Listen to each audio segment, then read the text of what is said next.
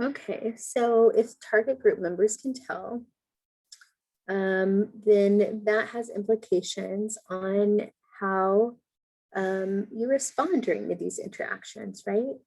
It means that we need to be aware and we need to, like, if you're not part of the target group, um, if you're part of the in group that has higher relative power, you need to be aware of these implicit biases so you can adjust them and address them and, put intention behind the actions.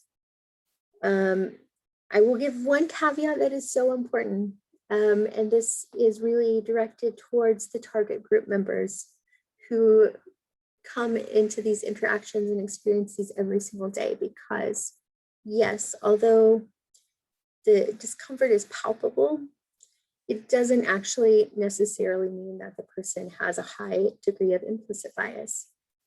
And that might be confusing, and it might be confusing to you guys if you're not in the target group member and you take the IAT and it turns out you didn't have a lot of this, because that amygdala is still triggered whenever someone is just worried about appearing to be biased or appearing to have prejudice or appearing to be racist.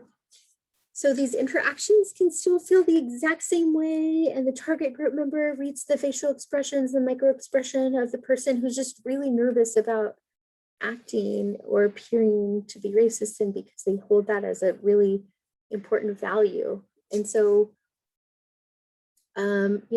whether it's for survival or whatever, just know that it's not these uncomfortable interactions. Yes, they're often because of people are conditioned with this fear and implicit bias, but not always. Sometimes it's just that they're really wanting to look good and worried about looking good. And so, I think that gives us a choice of what we want to focus on in terms of humanity, right? Because it's probably always better to be able to tie our liberation together and say that the other group's success or my group's success depends on theirs too. So we're all in this together.